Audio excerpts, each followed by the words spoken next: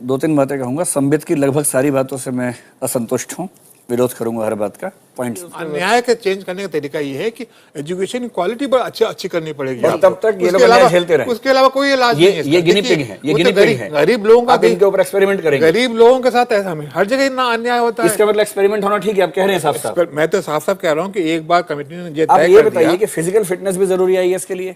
पहले क्यों नहीं करवाते प्रीलिम्स से पहले, उसको एंड में क्यों करवाते हैं? क्या इंग्लिश का टेस्ट एंड में नहीं हो सकता? प्रीलिम्स में करते 70% मेंस में नहीं दे सकते, आप उसको एंड में कर लीजिए, हटा दीजिए वहां पर उनको। लॉजिक रीजनिंग से किसने मना किया? संबित जी कह रहे हैं कि मैंने बैलेंसिंग एक्ट किया है और यूपीएससी ऑटोनोमस आप बता रही हैं। ये संविधान में लेके आया हूं, आर्टिकल 309, 3012, 320, 323 पढ़ लीजिए।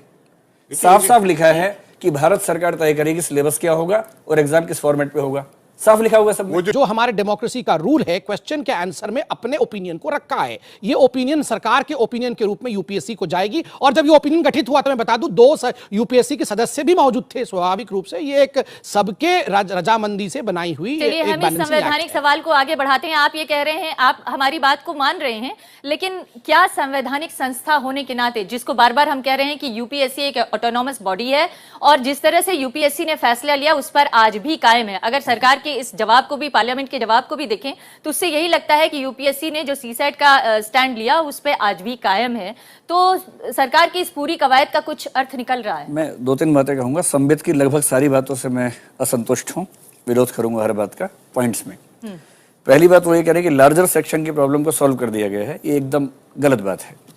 लार्जर सेक्शन को दिक्कत 8 क्वेश्चन से नहीं थी, 8 क्वेश्चन केवल 20 नंबर के, 35 क्वेश्चन जो लगभग 80 नंबर के, उनमें ट्रांसलेशन की दिक्कत है।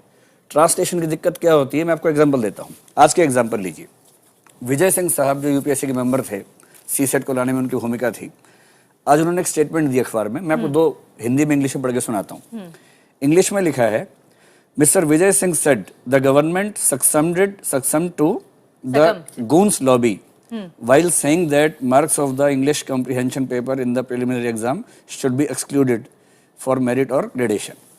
इसका मतलब जो मैं समझ पा रहा हूँ वो ये है, उन्होंने कहा कि गुंडा लॉबी के सामने सरकार झुक गई, जबकि साथ में ये भी कहा कि इंग्लिश के नंबर नहीं जोड़ने चाहिए। इसका ट्रांसलेशन हिंदी के अखबार में, उसी अखबार में क्या, उसको सुन लीजिए। लिखा है, अंग्रेजी के मार्क्स को हटाकर गुंडों की लॉबी के सामने सरकार ने घुटने टेक दिए हैं। ये दिक्कत है। आज के ही अखबार में यूपीएससी के ही मेंबर की स्टेटमेंट इंग्लिश में क्या है और हिंदी में क्या है, एक ही अखबार में अलग अलग है। ऐसे क्वेश्चन से आप बच्चों से क्वेश्चन पूछते हैं प्रीलिम्स में, 35 क्वेश्चन ऐसे आते हैं 80 नंबर के, उनके आंसर गलत हो जाते हैं, आंसर गलत होते हैं और बाहर निकल जाते हैं। फिर आप कहते हैं हमने ग्रॉस इंटरेस्ट में, कॉमन इंटरेस्ट में ऐसा कर दिया। पहली बात, बेसिक प्रॉब्लम सॉल्व नहीं हुई। इस बेसिक प्रॉब्लम की जड़ क्या है, थोड़ा सा उसके ऊपर मैं नजर डालना चाहती हूँ दिव्य। ये जो आप कह रहे हैं ना कि ये ऐसे सवाल होते हैं और इसकी वजह से प्रॉब्लम आती है, ये पेपर है, अंग्रेजी का पेपर है, मेरे पास भी है। ये जो 20 नंबर हटाए गए हैं, जो या जो जिसको मेरिट में ना जोड़ने की बात कही गई है, अंग्रेजी का जो कंपल्सरी पेपर था उसका एक सवाल है।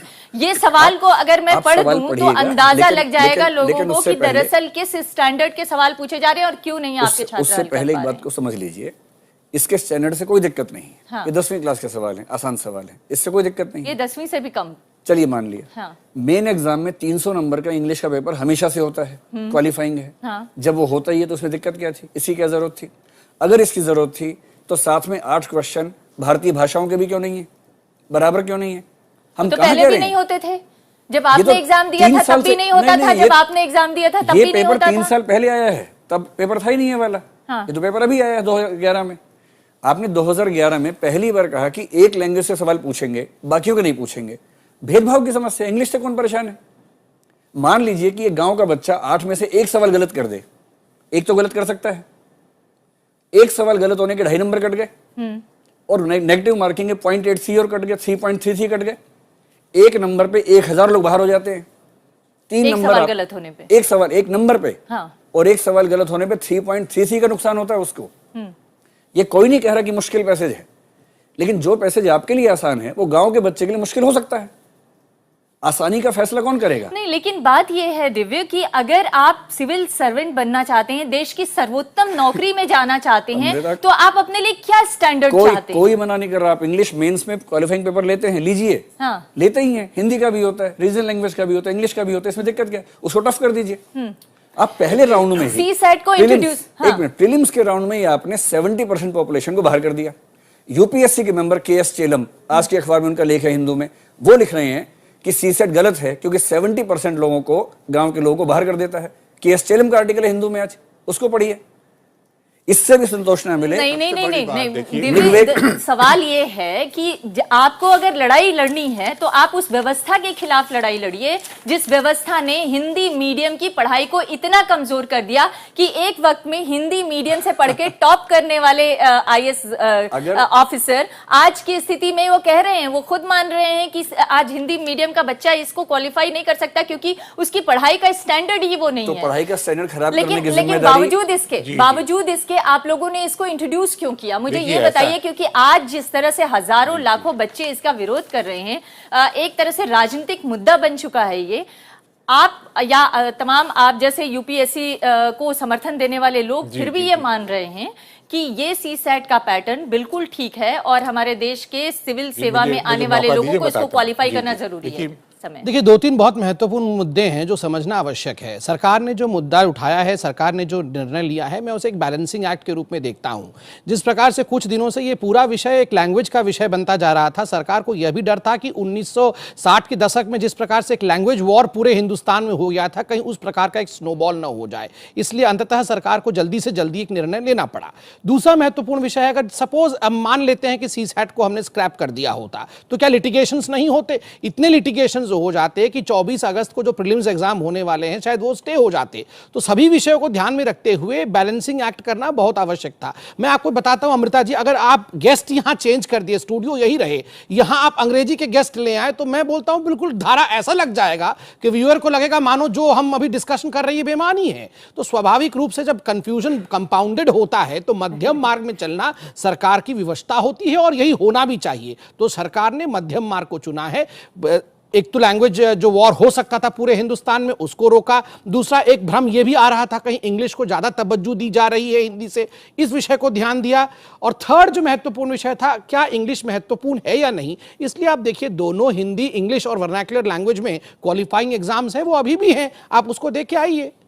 एक बात मैं ये कहना चाहूंगा कि बहुत जल्दी परिवर्तन नहीं होना चाहिए, क्योंकि 18 साल की एज में आज लड़का तय करता है कि मुझे IAS में बैठना है और 7-8 साल मिलते हैं। अगर हम बार बार चेंज करते रहेंगे पैटर्न ऑफ एग्जामिनेशन तो बहुत दिक्कत होती है। इसलिए मैं समझता हूं कि जब तक हम हमको ये ना लगे कि जो सर्विसेज की रिक्वायरमेंट है वो ये जो सवाल पूछे जा रहे हैं इनसे मैच नहीं करती है, तब तो अलग बात है। लेकिन अगर हमने कमेटी ने तय किया कि जिस 12-13 जो सर्विसेज, मेन सर्विसेज हैं, उनकी रिक्वायरमेंट देखते हुए ये सवाल पूछे जाना चाहिए। लेकिन ये आप अपने बगल में बैठे दिव्य कीर्ति को नहीं संतुष्ट कर पा रहे हैं, तो हम कैसे दूसरों को और छात्रों को ये संतुष्ट करेंगे कि आप अन्याय हो रहा है। मैं जानता हूँ अन्याय हो रहा है, लेकिन अन्याय जो मानते हैं, देखिए अन्याय के चेंज करने का तरीका ये है कि एजुकेशन की क्वालिटी बहुत अच्छी करनी पड़ेगी। तब तक ये लोग अन्याय झेलते रहे, उसके अलावा कोई इलाज नहीं है। ये गिनी पिग है, गरीब लोगों का एक्सपेरिमेंट करेंगे। गरीब लोगों के साथ ऐसा हर जगह इतना अन्याय होता है। इसका मतलब एक्सपेरिमेंट होना ठीक है, आप कह रहे हैं साफ-साफ। मैं तो साफ-साफ कह रहा हूं कि एक बार कमेटी ने ये तय कर दिया कि फिजिकल फिटनेस भी जरूरी है इसके लिए। पहले क्यों नहीं करवाते प्रीलिम्स से पहले, उसको एंड में क्यों करवाते हैं? क्या इंग्लिश का टेस्ट एंड में नहीं हो सकता? प्रीलिम्स में करते 70% मेंस में नहीं दे सकते, आप उसको एंड में कर लीजिए, हटा दीजिए वहां पर उनको। लॉजिक रीजनिंग से किसने मना किया? संबित जी कह रहे हैं कि मैंने बैलेंसिंग एक्ट किया है और यूपीएससी ऑटोनोमस आप बता रही हैं, ये संविधान में लेके आया हूं। आर्टिकल 309, 3012, 320, 323 पढ़ लीजिए। साफ लिखा है कि भारत सरकार तय करेगी सिलेबस क्या होगा और एग्जाम किस फॉर्मेट पे होगा, साफ लिखा होगा सब।